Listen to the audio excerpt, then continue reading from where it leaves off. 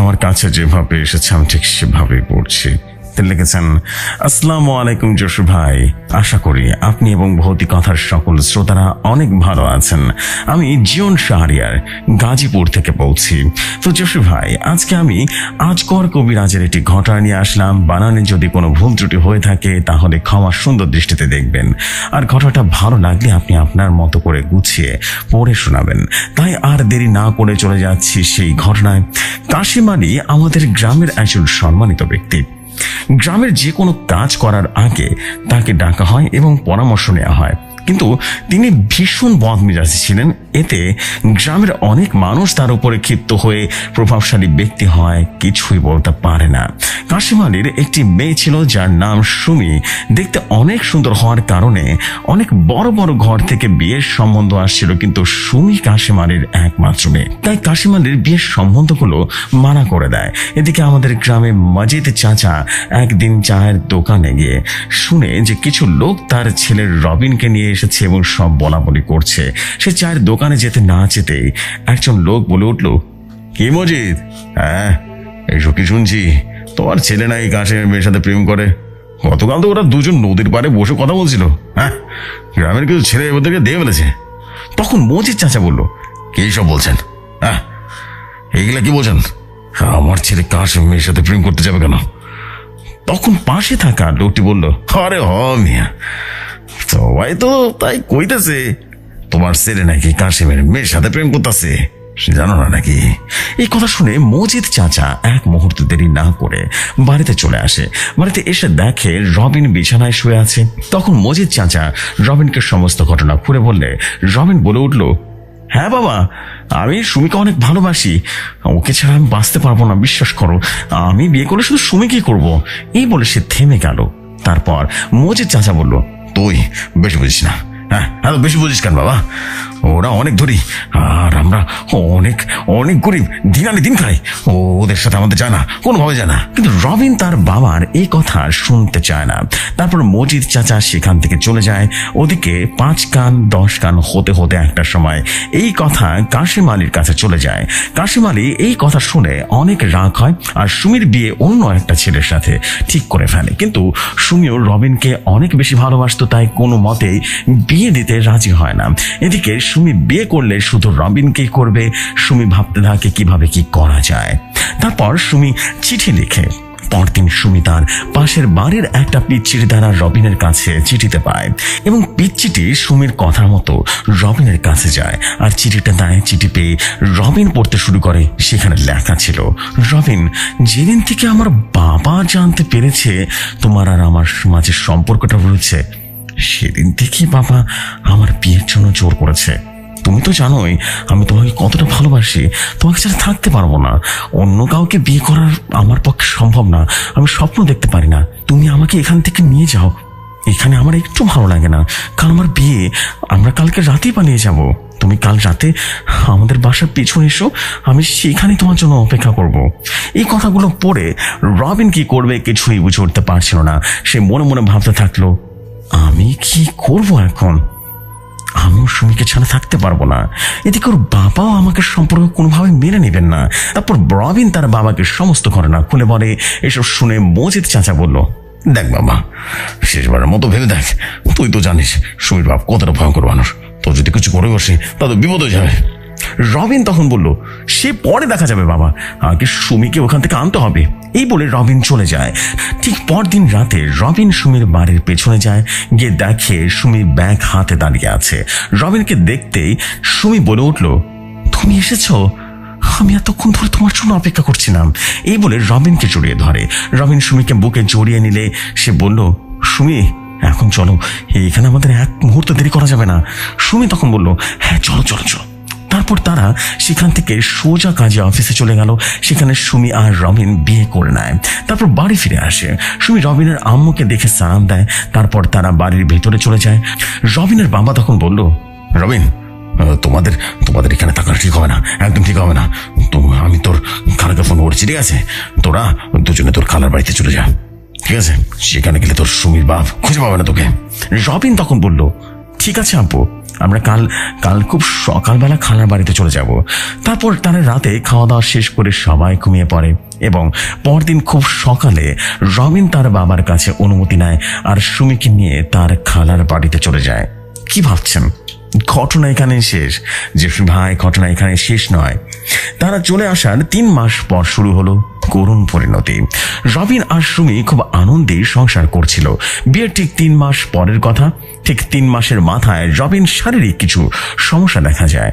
রক্তবমি, নাক দিয়ে রক্ত পড়া সহ আরো নানা রকম শারীরিক সমস্যা। এদিকে সুমি রবিনকে বলল, রবিন চলো আমরা বড় কোনো ডাক্তারের কাছে যাই। তারপর সুমি রবিনকে বড় ডাক্তারের কাছে নিয়ে যায়, কিন্তু কোনো রোগ ধরা পড়ল না। অন্যদিকে সুমির বাবা তাদের বিয়ের কোনো খোঁজ খবর না পাওয়ার কারণে তাদের খোঁজ খবর বন্ধ করে দেয়। রবিন অসুস্থ শুনে রবিনের বাবা মানে মজিদ চাচা রবিনের খালার বাসায় চলে আসে এবং রবিনকে দেখে রবিনের বাবা বলে উঠল, কি হয়েছে বাবা তোর? কি হয়েছে বলতো, হঠাৎ এরকম হলো কেন? সুমি তখন বলল, দেখুন না আবু, হঠাৎ করে কেমন করছে ও, আগে তো কখনো এমন হয়নি, ইদানি কি যেন হয়ে গেছে ওর। আর ডাক্তার বলেছে ওর ভিতরে তেমন কোনো রোগ নেই। তাহলে এসব হওয়ার মানে কি? মজিদ চাচা তখন বলল, রবিন তো এরকম কোনো রোগ নেই, ও তো কখনো রক্তভাবে এগুলা হওয়ার প্রশ্ন ওঠে না। তারপর কিছুক্ষণ চুপ করে থাকার পর মজিদ চাচা আবারও বলে উঠল, সুমি। তখন সুমি বলে উঠল, হ্যাঁ আব্বু বলেন। মজিদ চাচা তখন বলল, তুমি রবিনের খেয়াল রাখো, ঠিক আছে, আমি আসছি। সুমি তখন বলল, কোথায় যাবেন আব্বু? মজিদ চাচা উত্তরে বলল, মা আমার মনে হচ্ছে রবিনের অন্য কোথাও কিছু হয়েছে, বুঝতে পেরেছ? তার লাগে আমি আজগর কবিরাজ মানে তোমার চাচা শ্বশুরের কাছে যাচ্ছি, দেখি কোনো সমাধান বের করতে পারি কিনা। এই বলে মজিদ চাচা সেখান থেকে আজগর কবিরাজের উদ্দেশ্যে রওনা হয়ে গেলেন। আসলে জেফরি ভাই, আজগর কবিরাজ মজিদ চাচার চাচাতো ভাই ছিল। এই আজগর কবিরাজ এখন বড় মাপের কবিরাজ এবং অনেক ভয়ানক মানুষ ছিলেন। তার কাছে হিন এবং ইফরিত নামক 2 প্রজাতির জিন ছিল। তিনি সবসময় বিপদগ্রস্ত মানুষদের সাহায্য করতেন এবং মজিদ চাচা আজগর কবিরাজের কাছে গিয়ে রবিনের ব্যাপারে সমস্ত ঘটনা খুলে বললেন এবং খুলে বললে আজগর কবিরাজ বলল, যেহেতু ডাক্তারি পরীক্ষা করে কিছু ধরা পড়েনি, তাহলে সেটা অবশ্যই গোলমাল আছে। আচ্ছা ভাইজান, আপনি টেনশন করবেন না, আমি দেখছি কি করা যায়, ঠিক আছে? তার উপর ভরসা রাখুন। আর আমি কালকে রবিনকে দেখতে যাব। এশার নামাজ শেষ করে আজগর কবিরাজ হিনজিনকে স্মরণ করলো। সাথে সাথে হিনজিন উপস্থিত হলেন আর বললেন, আসসালামু আলাইকুম হুজুর, কেমন আছেন আপনি? আজগর কবিরাজ বলল, ওয়ালাইকুম আসসালাম, আলহামদুলিল্লাহ ভালো আছি, আপনি কেমন আছেন? হিনজিন তখন বলল, আলহামদুলিল্লাহ আমিও ভালো আছি। তো হুজুর স্মরণ করার কারণ কি? আজগর কবিরাজ বললেন, আজকে আমার চাচাতো ভাই এসেছিলেন। তিনি বললেন যে তার ছেলে মানে আমার ভাতিজা নাকি অনেক অসুস্থ হয়ে আছেন, কিন্তু ডাক্তারি পরীক্ষায় কিছু ধরা পড়ছে না, অথচ তার নাক মুখ দিয়ে রক্ত বেরোচ্ছে। এই কারণে আপনাকে স্মরণ করলাম আর কি, আপনি একটু দেখেন না কি হয়েছে। তখন হিনজিন বলল, ঠিক আছে হুজুর, আমাকে একটু সময় দিন, আমি আপনাকে খুব শীঘ্রই সব জানাচ্ছি যে ব্যাপারটা কি। এই বলে হিনজিন চলে গেল। তারপর রাতে এশার নামাজের পরে যখন আজগর কবিরাজ বসেছিলেন, ঠিক তখনই হঠাৎ করে কেউ যেন বলে উঠল, আসসালামু আলাইকুম হুজুর। তারপর আজগর কবিরাজ দেখতে পেল হিন উপস্থিত হয়েছে। হিনজিন তখন বলতে লাগলো, হুজুর এটা অনেক বড় সমস্যা। আজগর কবিরাজ তখন বলল, কি হয়েছে বলুন, আর আপনি কিসের কথা বলছেন বুঝে বলুন। তখন হিনজিন বলল, হুজুর আপনার কথা মতো আমি রবিনের খোঁজ করতে গিয়েছিলাম, সেখানে গিয়ে দেখলাম রবিনের উপর কেউ কালো জাদু করেছে। আজগর কবিরাজ বলল, বলেন কি? হ্যাঁ আচ্ছা, রবিনের উপর কে কালো জাদু করেছে বলুন তো, আর সেটা কি ধরনের, এসব কি জানা গেছে? উত্তরে হিনজিন বলল, জি হুজুর, আমি সকল বিষয় খোঁজ খবর নিয়ে দেখলাম আশেপাশের গ্রামে একটা কবিরাজ রবিনের উপর কালো জাদু করেছে, আর এটা খুব জঘন্য রকমের কালো জাদু। এই কবিরাজ শয়তানের পূজারি করে। তখন আজগর কবিরাজ বলে উঠল, আচ্ছা আচ্ছা, ওই কবিরাজ কার কথা এসব করছে বলুন তো? হিনজিন তখন রাগে কণ্ঠে বলল, কে আবার? সুমির বাবা কবিরাজকে এই কাজ করার জন্য বলেছে। আজগর কবিরাজ বলল, ছি ছি ছি ছি, এই কেমন বাবা, নিজের মেয়ের স্বামী কি কালো জাদু করেছে? ছি, আমার মনে হচ্ছে শয়তানটাকে আগে বেড়ে ফেলে। তারপর হিনজিন বলল, শান্ত হন হুজুর, আমরা খুব শীঘ্রই সমস্যার সমাধান করব। আজকের কবিরাজ বলল, এই ধরনের কালো জাদু করেছে একটু বলুন তো, আর কিভাবে সমস্যার সমাধান করা যায়? হিনজিন তখন বলল, হুজুর, কবিরাজ শয়তানের সাঁঝ নিয়ে রবিনের উপরে কালো জাদু করেছে। তার প্রাণটা একবারে বোয়াল মাছের মধ্যে রেখে দিয়েছে। বোয়াল মাছটা একদিন বড় টাইপের মাছের মধ্যে রেখেছে এবং টোপটা ছোট ছোট ছিদ্র করা। দিন দিন যত পানি কমছে মাছটা ততই মৃত্যুর দিকে ধাবিত হচ্ছে, আর রবিনের অবস্থা খারাপ হচ্ছে। তারপর আজকের কবিরাজ বলল, এখন কোনো উপায় আছে রবিকে বাঁচানো? কোনোভাবে সম্ভব? হিনজিন তখন বলল, হুজুর, এই কবিরাজের সাথে অনেক শয়তান রয়েছে, তাই আমাদের ভেবেচিন্তে কাজ করতে হবে। আপনি বরং ইফরিতকে স্মরণ করুন, তখন ঠিক কোনো উপায় বের করবেন সে।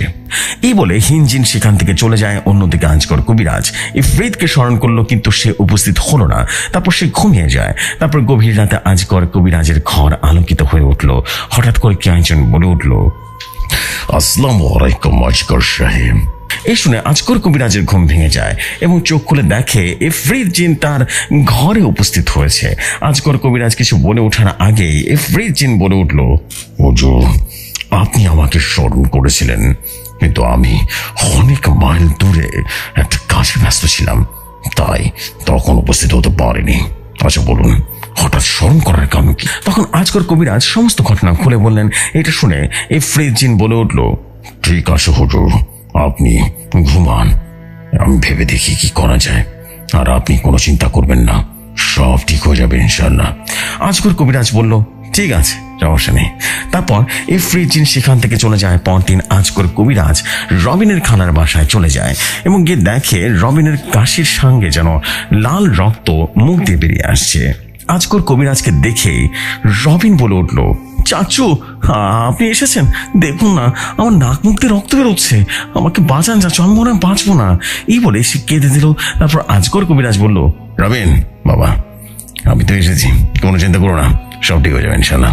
আচ্ছা, তোমার আব্বু কোথায়? তখন সুমি বলে উঠল, চাচু, আব্বু বাইরে গেছে, এখনই চলে আসবে। কথা শেষ হতে না হতেই মজিদ চাচা সেখানে চলে আসলেন এবং বললেন, ভাইজান, আপনি কখন আসলেন? পাশে থাকা সুমি বলে উঠল, এই তো আব্বু, একটু আগে এসেছেন চাচু। তারপর আজকর কবিরাজ বললেন, দেখো মজিদ, রবিনের উপরে কালো জাদু করা হয়েছে বুঝলে, আর এটা ভয়ঙ্কর কালো জাদু মরণ মান মেরেছে, বুঝতে পেরেছেন? তারপর সমস্ত ঘটনা খুলে বলল। কথা শুনে সুমি বলে উঠল, আমি ভাবতেও পারছি না আমার বাবা এরকম জঘন্য কাজ করতে পারেন। আমি তাকে বাবা হিসেবে মানি না, তার কখনো ভালো হবে না। তারপর সুমি আজকর কবিরাজকে বললেন, চাচু, আমার বাবারই জঘন্য কাজের জন্য তাকে শাস্তি পেতে হবে। আপনি তাকে এই খারাপ কাজের জন্য শাস্তি দিন, আর দয়া করে আমার স্বামীকে সুস্থ করে দিন। এই বলে সুমি কান্না করে দিল। আজকর কবিরাজ বললেন, সুমি, তুমি কোনো চিন্তা করো না, আল্লাহ সব কিছু ঠিক করে দিবেন, বুঝতে পেরেছো? রবিন ঠিক আগের মতো সুস্থ হয়ে যাবে ইনশাআল্লাহ। তারপর আজকর কবিরাজ মজিদ চাচাকে শান্ত করে নিজের ঘরে চলে আসলেন এবং আসার আগে তাকে বলে আসলেন সে আবারও রাতে আসবে এবং সে কালো জাদু বিনষ্ট করে দিবে। আজকর কবিরাজ নিজের বাড়িতে গিয়ে যখন নামাজ শেষ করে ভাবতে থাকে কি করা যায়, ঠিক সেই সময় ইফরিত জিন চলে আসে আর বলতে থাকে, আসসালামু আলাইকুম হুজুর। আজকর কবিরাজ তখন বলল, ওয়ালাইকুম আসসালাম, আপনারই প্রতিকার করছিলাম, তাহলে কি জানতে পারলেন বলেন? তখন ইফরিত জিন বলল, কিভাবে এই সমস্যার সমাধান করা যায় সেটা জানা গেছে। আজকর কবিরাজ বলল, তাড়াতাড়ি বলেন না কিভাবে সেটা। ইফরিত জিন তখন বলল, যদি রবিনকে বাঁচাতে চান তাহলে যে কোনো একজনকে মেরে ফেলতে হবে। তখন আজকর কবিরাজ বলল, কি বলেন এসব, কাকে মেরে ফেলতে হবে? হ্যাঁ, আর এইসব আমি মারতে পারবো না, শোন না, আমি সব কাজ করতে পারি না। তখন ইফরিত জিন বলল, মাফ করবেন, কিন্তু আমি আপনাকে কোনো খারাপ কাজ করতে বলিনি। আপনি তো জানেন যে রবিনের উপরে অনেক ভয়ঙ্কর কালো জাদু করা হচ্ছে। শুধু এই একটা রাস্তা আছে, রবিনকে বাঁচানোর আর কোনো রাস্তা নেই। আজকর কবিরাজ বলল, তাহলে এখন উপায় কি? ইফরিত জিন তখন বলল, হুজুর, একটা উপায় আছে, সেটা হলো এই দুষ্ট কবিরাজকে মেরে ফেলা, আর এমনিতেও ওর সাথে এটা হওয়া উচিত। আজকর কবিরাজ বলল, আচ্ছা ইফরিত, আমাকে এইটা বলেন, রবিনকে বাঁচানোর জন্য কাউকে মরতে হবে কেন, সমস্যাটা কি? তখন ইফরিত জিন বলল, আসলে হুজুর, রবিনের উপরে এমন কালো জাদু করা হয়েছে যে তাকে বাঁচাতে হলে কাউকে না কাউকে মরতেই হবে, কারণ রবিনের উপর কালো জাদু করা হয়েছে। একেবারে নষ্ট করা সম্ভব নয় কালো জাদু, তবে রবিনের উপরে করা কালো জাদু ওই কবিরাজের উপরে ফিরিয়ে দিলে রবিন বেঁচে যাবে, আর অন্যদিকে সেই শয়তান কবিরাজ তার শাস্তি পাবে। আজকের কবিরাজ বললেন, মাশাল্লাহ মাশাল্লাহ, অনেক ভালো একটা বুদ্ধি। আসলে আসলে বলুন তো ইফরিত সাহেব, আল্লাহ তাআলা আপনার মাথায় অনেক বুদ্ধি দিয়েছেন। তারপর ইফরিত জিন বলে উঠলেন, হুজুর আমাদের আর দেরি করা ঠিক হবে না, যত তাড়াতাড়ি সম্ভব এই সমস্যার সমাধান করা উচিত। এই কাজ করার জন্য আমাদেরকে কিছু জিনিস প্রয়োজন হবে, সেগুলো আমি হিনকে বলে দিব, আর সে ওসব জোগাড় করবে। তারপর ইফরিত জিন সেখান থেকে চলে যায় এবং একটু পরে হিন জিন উপস্থিত হয় আর বলল, আসসালামু আলাইকুম হুজুর, আমি বড় হুজুরের সাথে কথা বলে সবকিছুই জোগাড় করছি। তারপর হিনজিন সবকিছু আজগর কবিরাজকে দেয় এবং কানে কানে সেটা বলে দেয়। আজগর কবিরাজ দেখে একটা লাল রঙের ব্যাগের ভেতরে সবকিছু। এরপর ব্যাগটা খুলে দেখতে পেল মাথার চুল, নখ, কিছু কাপড়ের টুকরো, মাটি, ছাই, সুই আর একটা বোতলের ভেতরে শিং মাছ। তারপর সেই ব্যাগটা রবিনের খালার বাড়িতে গেলেন এবং মজিদ চাচা আজগর কবিরাজকে দেখে বললেন, ভাইজান কোনো সমাধান খুঁজে পাইলেন? হ্যাঁ। আজকর কবিরাজ বললেন, হ্যাঁ, তবে ভণ্ড কবিরাজ যে রবিনের উপরে কালো জাদু করেছে তাকে মেরে ফেলতে হবে, তাহলে রবিন সুস্থ করা সম্ভব। ওদিকে সুমি বললেন, ঠিক আছে, তবে তাই করুন না। তারপর কবিরাজ তাই করা শুরু করলো এবং কথা মতো সবকিছু যেন নিয়ে আসলো এবং এক সময় তারপর কবিরাজ তার কাজ শুরু করে দিলেন। একটা সময় সবকিছু পুড়ে গেল। তারপর হিনের দেয়া লাল ব্যাগের ভেতরে মাথার চুল, নখ, কিছু কাপড়ের টুকরো এবং ছাই সবকিছু শুরু করলেন। আসলে জেসু ভাই এই ভণ্ড শয়তান পূজারী কবিরাজই ছিল। তারপরে হিন প্রজাতির জিন বলল, হুজুর আপনি এখন বড় হুজুরকে স্মরণ করুন, তিনি জানেন এবার কি করতে হবে। হিন জিনের কথা মতো আজকর কবিরাজ ইফরিত জিনকে স্মরণ করলো। ইফরিত জিন তখন উপস্থিত হলো আর বলল, হুজুর আপনি এখন রবিনের এক ফোঁটা রক্ত দিয়ে এই কাপড়ের মধ্যে সবকিছু পেঁচিয়ে রেখে দেন, তারপর আমি সবকিছু করছি, কিন্তু পেছানোর সময় একটা দোয়া পড়তে হবে, আমি আপনাকে শিখিয়ে দিচ্ছি, ঠিক আছে? তারপর আজকর কবিরাজ সবকিছু শিখে নিলেন এবং ইফরিত জিনের কথা মতো জিনিসগুলো পেছানোর সময় জোরে জোরে কিছু পড়তে লাগলেন। তারপর ইফরিত জিন কাপড় দিয়ে পেঁচানো পুটলিটা নিয়ে একটা বড় নদীতে ফেলে দিলেন। তারপর আজকর কবিরাজ মাজিদ চাচাকে নিয়ে বললেন, আলহামদুলিল্লাহ সব ঠিক হয়ে গেছে। তারপর একটা তাবিজ রবিনের হাতে বেঁধে দিলেন এবং তারপর প্রায় 2 থেকে 1 মাসের মধ্যে রবিন সম্পূর্ণভাবে সুস্থ হয়ে যায়। রবিন সুস্থ হওয়ার ঠিক 1 সপ্তাহ পর এই শয়তান পূজারী কবিরাজটি মারা যায়। তারপর থেকে রবিনের আর কোনো সমস্যা হয়নি। আর অন্যদিকে সুমির বাবার সাথে সম্পর্ক রাখেনি তারা এবং অনেক দিন পর জানা যায় যে সুমির বাবা কোনো এক কারণে মারা গেছে এবং খুব গলিত একটা লাশ তার উদ্ধার করা হয়েছিল এক বাসার ড্রেন থেকে।